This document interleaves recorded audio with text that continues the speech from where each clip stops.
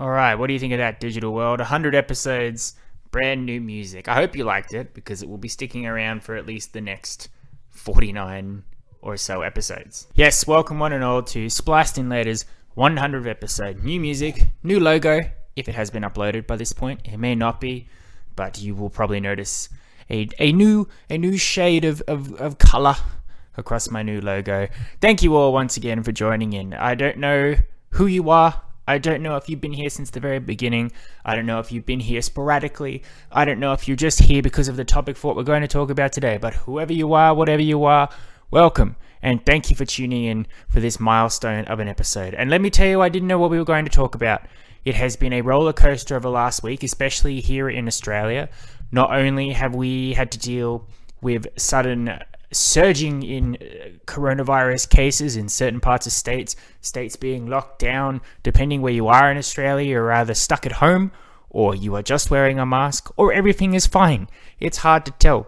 But on top of all that, we are adjusting to a very, very sporadic, random change of events to address the things that are going on at the moment. For a movie buff like me, is especially stressful, as I have 2 movies lined up to go see next week, and I don't know if I'll be able to see them. It's hard to say. Here I am in the ACT at the moment. We wear white masks, but otherwise everything's good to go. So hopefully next week I will be able to see those movies with my mask on. But who knows? If I can't see those movies, it should be okay because they should be available in certain streaming services, but I would like to see them in the movie theater. It's a very uncertain world. Anyway, that's not the point of this episode. It's just all of that on my mind has made the ideas for the coming up for this 100th episode all over the place. What was I going to do? For a while, I was going to do a tribute to a specific actor, but that just made me depressed, so that will be saved for a later time. Then I thought about doing a top 10 countdown, but I thought, what's good for a 100th episode? And then I decided that my plan of maybe doing a top 100 is just not possible at this time and place. I just do not have the energy to do that one. I wanted to stay away from Marvel. I wanted to stay away from Disney. I thought, what is it that specifically I can do for Spliced In Later that marks my 100th episode? Because it needs to be something that's important to me, Jordan, the creator of this show. And it needs to be something very significant to me that I will actually be energetic talking about for the 100th episode. And then I went out drinking with some friends on Friday night, and late into the evening, the topic once again pivoted to this subject and this world, and I thought, that's what's important to me. That's what I'm going to talk about. Because I also thought, what inspired me to like movies? What has inspired me to watch movies and TV shows? What is my earliest memory? And this is what I came up with. So for better or worse, whether you like it or not, sit back because we are going to talk about the Power Rangers, specifically the movie Mighty Morphin Power Rangers. Yep, you heard me right. So let's get right into it. For as long as I can remember, my earliest memories, I thought, what is it that I remember liking about movies and going to the movies, and what do I remember enjoying and seeing? I've been told by my family that from when I was very young, I was absolutely wrapped with movies to a point where I would go to a movie theater, regardless of how old I was. They would sit me down in my little high chair, and they didn't have to worry about me losing interest in the movie or talking to them or running around like children normally do in movie theaters. No, once the movie started, I was zeroed in. I was wrapped. I paid attention regardless of what it was. Can't seem to say about my brother. My brother didn't like the movie. He would cry and say his life was over, and he would be removed from the movie by my parents, which was great because it meant I could enjoy the movie in peace. I've been told that these movies include A Bug's Life and Toy Story 2, very early Pixar films, the original Pokemon movie, Mewtwo Strikes Back, Disney movies like Mulan and Hercules and Pocahontas, those early ones, they took me to the movies to see them. But I don't physically remember seeing them in the movie theater. I remember snippets of seeing them, but I cannot say for certain I saw it. This movie, Mighty Morphin Power Rangers, the movie, I remember seeing it at the movie theaters. Hazily so, but I remember going to the movie theaters dressed up as a Power Ranger so I could see it. I remember going to see my favorite Rangers, the White Ranger, the Black Ranger, all of that. I knew what I was going to see. So that's pretty important, I think, to have that earliest memory, so I'm going to zero in on that. Now, let's not say that the Mighty Morphin Power Rangers movie is the pinnacle of cinema. Indeed, the Power Rangers themselves, depending on who you are, you either remember them with fond, cherished memories or you despise them. I've got one friend that loves them almost as much as I do and has recently rewatched a lot of the old series, which has led to, as in with our drinking adventure last weekend, to discuss them at 1 a.m. in the morning about what our favorite series are and what our favorite Rangers are. And I've got another friend who respects that I like them, but when I try to talk to them about it, they just can't relate. They watched it and they went, this is cheesy, this is silly, this is goofy, this is dumb, I don't want to talk about it. Now, I think I'm not alone in the world to look on the Power Rangers with such cherished memories, because Power Rangers has not died. It is still going. I believe it's up to season 23, 24. I don't still watch it now. And that has nothing to do with me deciding that I'm too old for Power Rangers or deciding that Power Rangers isn't as good as it was or anything like that. Power Rangers, I think, is best enjoyed for the youth that is growing up for that particular thing, which it means it really reflects the time period that it was coming out.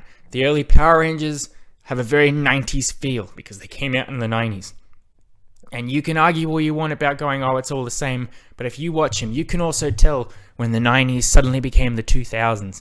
The way the show was portrayed, the techno theme, the background noise, the way people spoke mirrored the period that they're in, which means that now the show period it reflects more of the late 2010s, 2020s or whatever. And I am an old cranky man.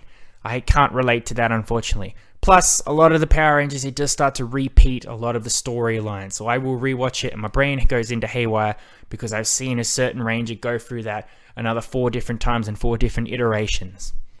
Also, the production-wise, it has moved. It was started off in America, now it's in New Zealand, which means it feels different, and I just can't get into that. But I'm not going to sit here and go, oh, it's crap. It's just not for me. But I look at the old Rangers with rosy-cheeked, cherished gloves, and no matter what people say to me, no matter how many times I rewatch it, it's still great television, and I love it, and I can rewatch it 1,000 times over. If you don't know what I'm talking about, that's fine. The Power Rangers is an old show from the 90s, which is now still going, obviously, though, that took Japanese footage from another show called Super Sentai, which was this other show where characters had superpowers, became powerful warriors who fought terrible monsters, and these terrible monsters would always want to destroy the world, and everybody would band together and fight. They took that footage, but they westernized it. They turned it into an American setting.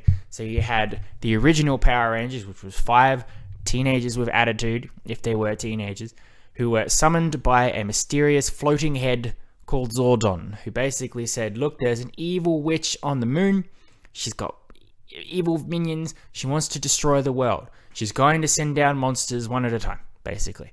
I am going to give you all the powers of the Mighty Morphin Power Rangers, which basically means each of you will get a power, each of you will get a color. When you say your morphing power, you will transform into that Power Ranger. You will instantly be unstoppable.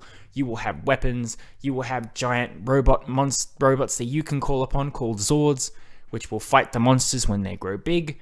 And then if things get really bad, they can come together to make a Megazord, and you will basically just own these monsters until they explode.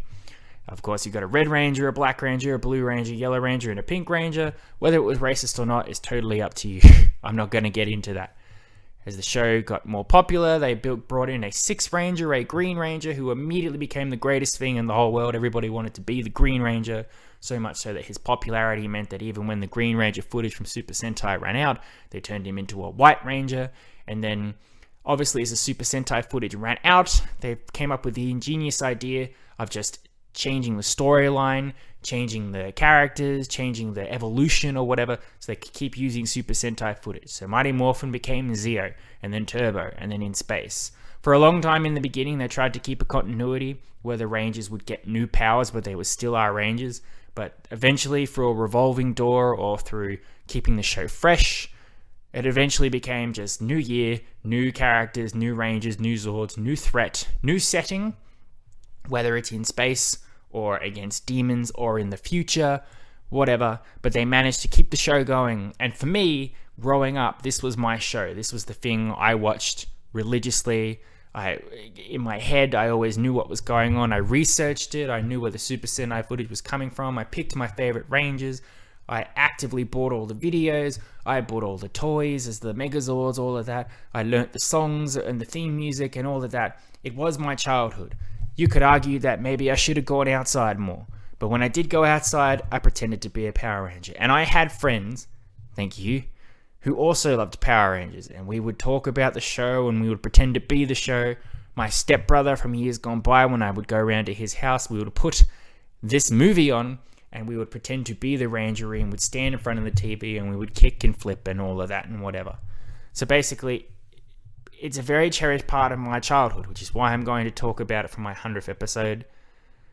It's not art, it's not the classiest thing in the world, it's not a tour de force of cinema or television or whatever, but it was fun, and it was a huge statement for the 90s and for the early 2000s, and for a while it really ruled the way people grew up. Like, Power Rangers was an icon. It was this thing that could not be stopped.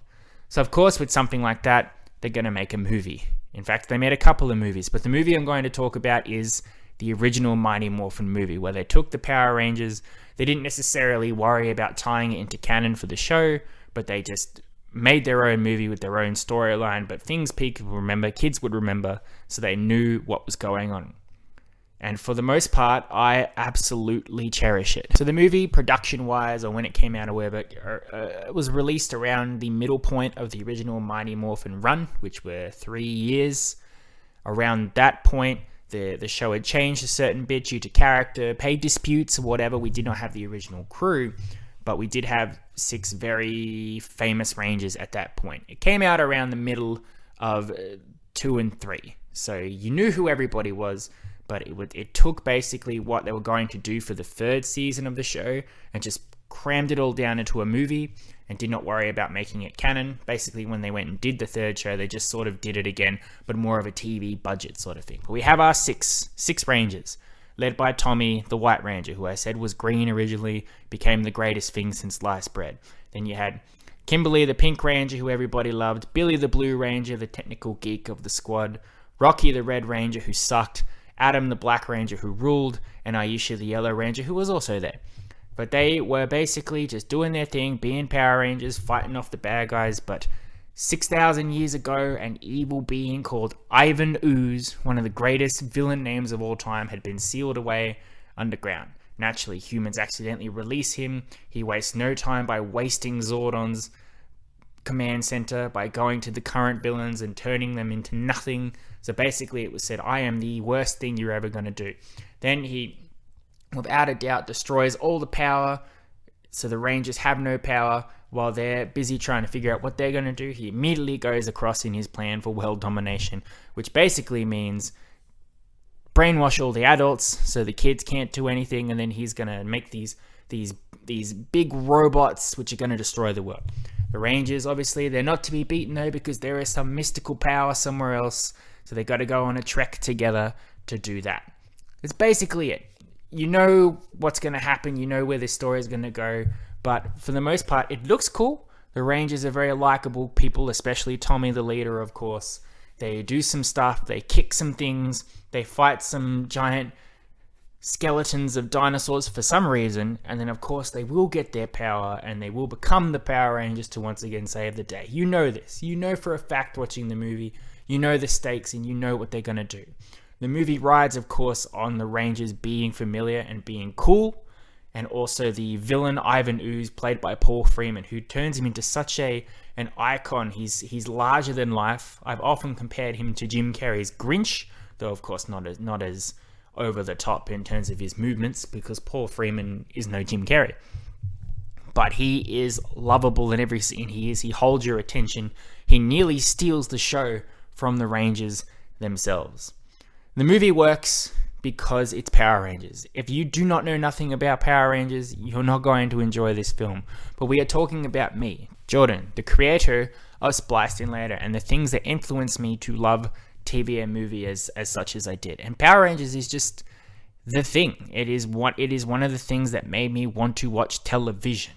And it boosted my ability to watch entertainment, to to see how things are made, to latch onto characters and their evolution and all of that. And naturally, the movie itself was something as a kid that I would rewatch over and over again. And it is one of my earliest memories of going to the cinemas to watch it. And also, as a little fun side note, if you are listening to me and you are not friends with me, the movie was shot in Australia. And growing up now and having rewatched it, I can see where Angel Grove is really Sydney. They take our Centre Point Tower. Ivan Ooze uses it as a sword against the Megazord. He steps on our old monorail, which doesn't exist anymore. So, whoops-a-daisy, we've got to stop the monorail from crashing. No, of course, it's the Angel Grove monorail. They talk about the Angel Grove Mall, the Angel Grove Bridge. It's all Sydney. And then when they're off going through a mysterious alien planet to get their power, it's the Australian outback. You even see Uluru, our famous rock, and they go, nope, that's where the iconic power is, which is just neat and fun, without a doubt. Look, at the end of the day, this movie isn't going to win any awards. It's not really going to strike anybody as the greatest thing ever. Especially now, you are going to like this film or cherish it because you liked the Power Rangers or you like old 90s TV shows or anything like that. But for my 100th episode, I'm just looking back with starry eyes on old things that used to influence my love for that. And Power Rangers is it. It is probably the most pinnacle thing alongside Pokemon, or obviously said the Marvel superheroes or Star Wars or anything like that. But, I've talked about Star Wars. I've talked about Marvel. I probably could talk about Pokemon, but that is a slippery slope. If I start talking about it, I may never stop. Power Rangers can be summed up in something very simple, which is just a pinnacle of the 90s, a pinnacle of nostalgia. And for me, if it weren't for this movie, if it weren't for the show, I may not love television and movies and all of that as much as I would. So yeah, 100th episode, nothing too special, but we got some new music, we got a new logo, and we've got a reminiscence for where it all began, essentially, for me. I know half of the people listening to this don't give a flying fuck about the Power Rangers, but know that it means a lot to me. So you can enjoy listening to that. And to the other half, I know you do. And I know that me talking about it may have influenced you to once again go back and rewatch all this stuff or be talking about with your friends or whatever. So however the case may be, mission accomplished. Thank you very much for listening. It's a shorter episode. It's just a little special thing for our 100th thing. But of course, I do want to wrap up by saying 100 episodes doesn't come easily. And the only reason I've got this far is because I know that in isolated instances and specific pockets, there are people that do tune in to listen to my shows, do appreciate it, who give me the support and all of that. And I just want to say thank you all. It's been great. I am going to power on and try and get to 200 episodes. Especially now our movie's coming back. Touch wood. We'll get some more reviews. We've got some more stuff. We've got some more content. We've got some more Disney and Marvel and all of that I'll be continuing on with. I'll get some more top 10s at you. It should be good. I hope you've enjoyed the last 99 episodes, and I hope you will join me in the future for the next batch. But once again, thank you all. It wouldn't be possible without you guys and girls and all of that, and I appreciate you as always. So next week, tune in. If all goes as planned, there will not be an episode on Tuesday, but there will be an episode on Wednesday and Thursday to accommodate the movie reviews for Black Widow and Space Jam: A New Legacy. Oh boy, I'm looking forward to both of those movies, and I can't wait to talk about them with you if I get to see them. So hold on to your butts. Hopefully we can. But until then, I love and appreciate you as always. Happy 100 episodes to me, I guess, but thank you for listening and all of that. You've been spliced in for the 100th time. Adios, muchachos. I will, as always, catch you next time.